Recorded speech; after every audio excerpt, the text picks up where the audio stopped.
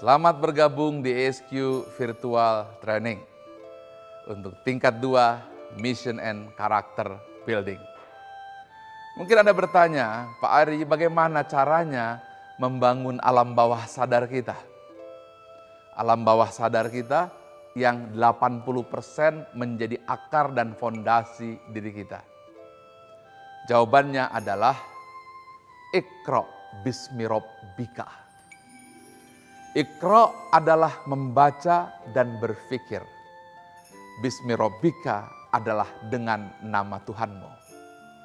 Artinya, Iqra adalah sebuah konsep pemikiran, logika yang membuat manusia sadar akan eksistensi Tuhan.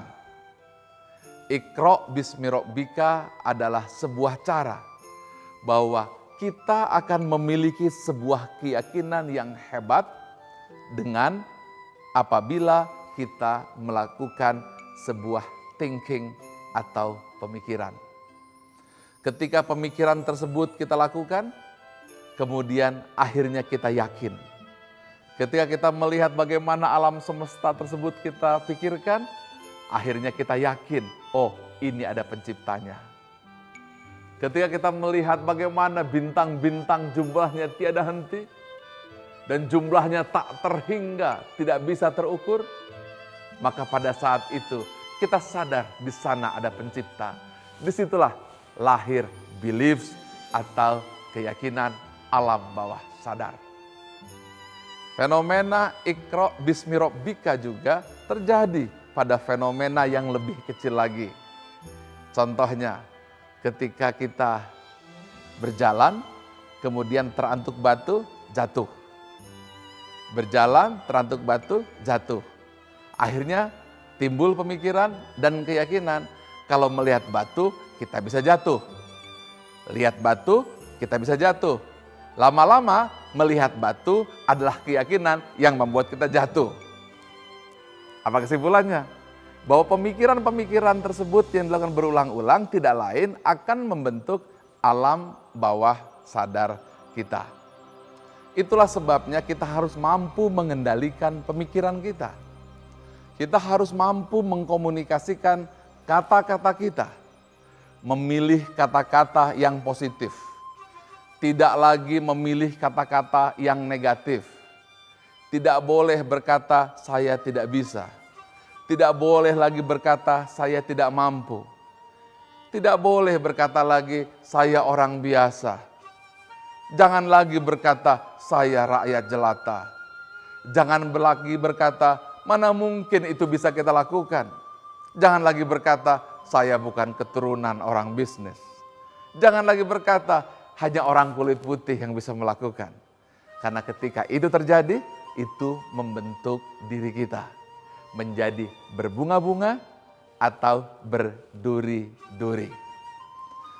Itulah sebabnya ketika kita berbicara kepada diri kita sendiri, berkomunikasi kepada diri kita sendiri, kita harus mampu memilih kata-kata yang positif, memilih kata-kata yang membuat kekuatan kita bertambah, bukan memilih kata-kata yang melemahkan. Contoh, jatuh, kerugian, kemiskinan, penyakit, dan seterusnya. Karena apabila itu kita ucapkan, dia akan menjadi kenyataan. Saya punya pengalaman yang unik yang saya ingin sharingkan. Saya pernah berpikir salah. Saya katakan, saya ingin muka saya ada jahitan seperti Tony Montana, Scarface. Mengapa? Karena saya berpikir kalau muka saya ada jahitan, maka saya akan sedikit angker wajah saya.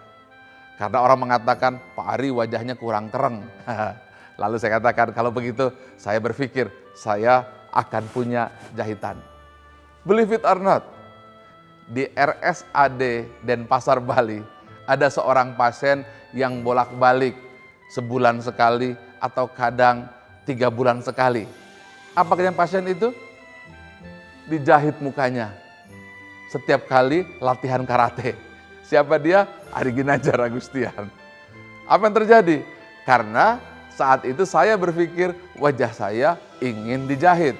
Akibatnya ada jahitan di sini, ada jahitan di sini, ada jahitan di sini, jahitan ini, dan akhirnya itu datang kepada kita. Apa kesimpulannya? Bahwa ternyata bukan hanya pikiran kita yang membentuk diri kita, tapi alam pun akan datang sesuai dengan pikiran kita. Alam pun akan datang menjawab harapan kita. Ibarat ada seorang yang memegang tas takut dicopet karena dia khawatir bahwa di situ banyak copet. Setiap kali jalan dia telengak-telengok. Kemudian saat yang bersamaan ada seorang copet yang sedang mencari tas mana yang akan dicopet.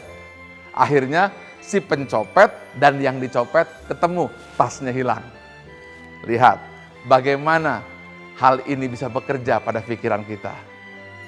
Perhatikan bagaimana alam semesta pula merespon pikiran kita.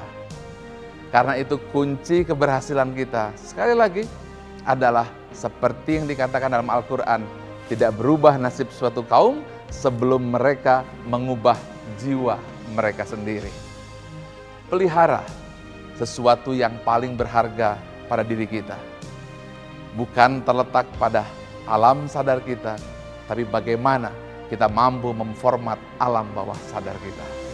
Apa yang saya ucapkan bukan teori, saya pernah uji coba ketika saya katakan seorang dosen, mantan seorang dosen yang modalnya pulpen dan kertas ingin punya menara 25 lantai.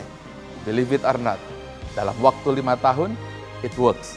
Menara 165 berdiri karena keyakinan dimulai dengan kemampuan. Sahabat setia selamanya.